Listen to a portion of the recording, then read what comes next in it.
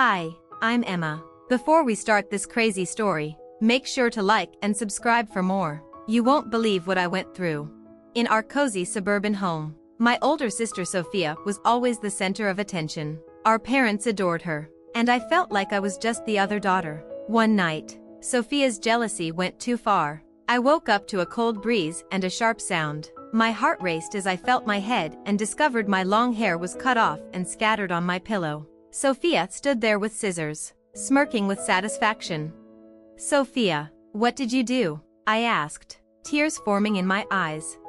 "Oh, come on, Emma. It's just hair. It'll grow back," she said dismissively, twirling the scissors. I couldn't believe her cruelty. I rushed to our parents' room, desperate for help.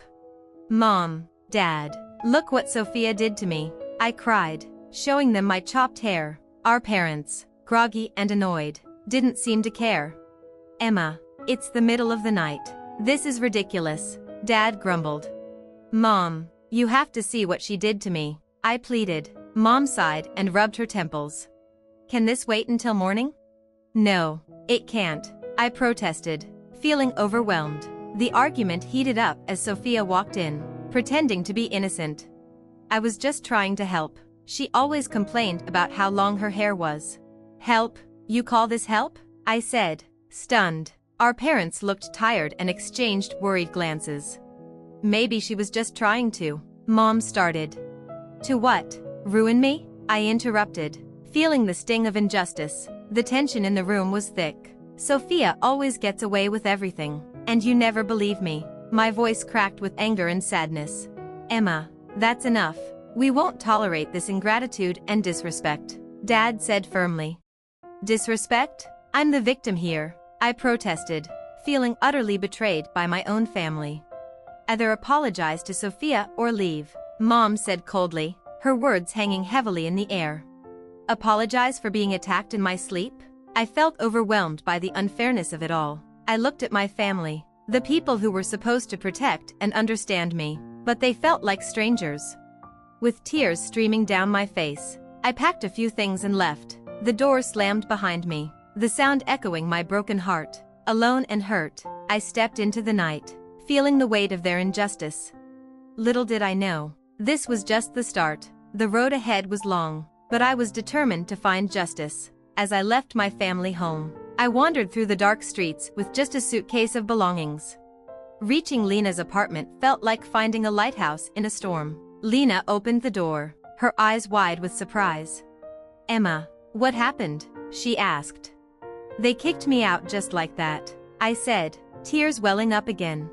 Lena let me in and offered me a safe place. As I told her about the night, her shock turned into anger. "Stay here as long as you need," she said firmly, but staying wasn't enough. I needed to be independent. So, I threw myself into work. My days started before sunrise and ended after sunset. I worked as a waitress during the day, a cashier in the evening, and walked dogs on weekends. It was exhausting, but with each paycheck, I felt more independent and determined. Mr. Jacobs, an elderly man with kind eyes, walked into the diner. He was known for leaving generous tips. One day, he asked me, "You're always so hardworking, Emma. Have you ever thought about a quieter job?" "A quieter job?" I asked. "Yes. My bookstore could use someone trustworthy to help run it," he said. The offer felt like a lifeline. Working at Jacob's Books wasn't just a job. It felt like coming home. Surrounded by the musty smell of old books, I found peace. Mr. Jacobs saw potential in me that I hadn't seen in myself. "You're meant for bigger things, Emma. Don't let this define you," he often said. His words stayed with me as I sat across from Miss Turner, a sharp legal advisor recommended by a bookstore regular. Her office was filled with books and legal files, showing her busy career. "This isn't just morally wrong, it's legally questionable," Miss Turner said, looking over my notes. "So there's something I can do?" I asked, my voice full of hope and uncertainty. "Yes," she replied, "but it will require work. You'll need evidence, documentation, any form of proof. It's your word against theirs," Miss Turner said, "but if we can prove a pattern of behavior, we might have a case." I left her office with more than just advice. I left with a mission. Back at my small rented apartment, I began documenting everything: text messages, emails, any evidence that could reveal how my family treated me. But evidence alone wasn't enough. I needed a plan to expose everything and make my family face the consequences of their actions. Nights were spent researching, and days were devoted to gathering information. I reached out to old friends, neighbors, anyone who could help build my case. I was meticulous, treating each piece of evidence like a brick in the fortress I was constructing.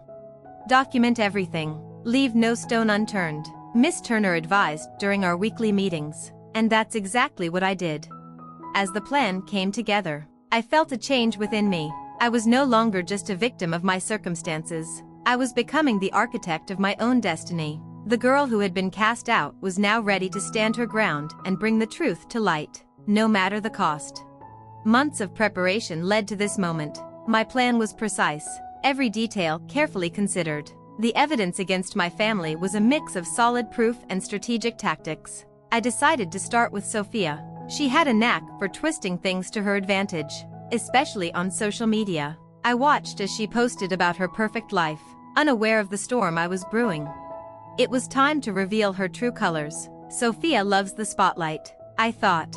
Let's give it to her, I whispered to myself as I began my subtle campaign. I started posting old photos of us that seemed innocent, but the captions were carefully crafted to hint at a deeper story. One caption read, "Missing the sisterly love," which made people start to question and dig deeper. I reached out to mutual friends, sharing snippets of Sophia's behavior but carefully avoiding exaggeration. It wasn't long before whispers began to spread, and her perfect image began to crack. At the same time, I gathered legal evidence, old emails, voicemails, medical records, anything that showed years of neglect and favoritism. Miss Turner was invaluable, guiding me through the complex legal process. "The stronger your case, the harder they'll fall," she advised. With my evidence ready, I waited for the right moment, our extended family's annual reunion. It was the perfect setting, with the entire family present, an audience for the truth. As I walked in, the tension was palpable. Sophia greeted me with a fake smile, and my parents' hostility was barely concealed. Dinner was a blur of forced conversations and strained smiles. Then, as everyone settled into the living room, I stood up and cleared my throat. The room fell silent. "I have something to share," I began, my voice steady. I revealed everything: the haircutting incident, the years of favoritism, and the night they threw me out. Each word made the room more tense, filled with shock and disbelief. My parents and Sophia sat frozen, their faces a mix of anger and fear. "What is this nonsense?" Dad finally spluttered. "It's not nonsense, Dad. It's the truth," I retorted, holding up my evidence, photos, emails, and testimonies. The truth was laid bare for everyone to see. The room erupted into chaos, a mix of disbelief and anger. "How could you, Sophia?" one aunt exclaimed. "Emma, why didn't you say anything?" a cousin asked amid the turmoil. I called Miss Turner. "It's done. They know everything." "Good. I'll handle it from here," she replied. The wheels of justice were set in motion, and the chapter of that dramatic night closed. The facade of my perfect family was shattered, and legal proceedings began. For the first time, I felt a sense of closure. The road ahead was still long, but justice was finally within reach. The courtroom was a world apart from the chaos of the family reunion. Everything here was orderly, and the air was charged with anticipation. I sat composed but nervous as Miss Turner prepared our case. "Miss Turner, are we ready?" I whispered. "We've been ready, Emma. Today, justice will be served," she replied with a reassuring smile. The judge called the court to order, and the silence was deafening. Miss Turner began with calm confidence, laying out the facts of my case with precision. She presented the emails, photos, and testimonies, each piece of evidence driving home the truth of my family's deceit. My parents and Sophia sat with their lawyer, their faces a mix of anger and fear. Miss Turner recounted the incidents, including the night Sophia cut my hair and how I was thrown out like a criminal when I sought support. The judge listened intently, occasionally nodding as Miss Turner spoke. The courtroom was captivated by the unfolding story. When it was my family's turn, their lawyer tried to downplay the events, calling them simple family disputes. It's just sibling rivalry, he argued. Siblings rivalry? I blurted out, unable to keep quiet. They left me homeless. The judge warned me to control my outbursts, but I could see the sympathy in his eyes. As the proceedings continued, the truth became increasingly clear. In the end, the judgment was swift and fair. My parents and Sophia were found guilty of emotional abuse and wrongful eviction. The gavel's sound was like music to my ears. I was met with a crowd of supporters and media. My story had caught the public's attention, one of family betrayal and a fight for justice. Emma, how do you feel about the verdict? A reporter asked. Relieved, I replied. The weight of years has lifted off my shoulders. And hopeful. This isn't just my victory. It's for anyone who's faced family injustice. In the weeks that followed, I used my story to advocate for others in similar situations. I spoke at events, joined support groups, and worked with Miss Turner to assist those facing family legal issues. My life had taken an unexpected turn, but I embraced it. From the depths of despair, I had emerged stronger and more determined. I found peace not only in the justice served, but also in knowing that my story could inspire and help others. As for my family, they faced the consequences of their actions. Their once perfect image was shattered. I didn't take pleasure in their downfall, but I felt a sense of closure. Looking ahead, I knew the road wouldn't always be easy, but I was prepared for whatever came next. The toxic people in my life had received their comeuppance, and I, Emma, had found my triumph.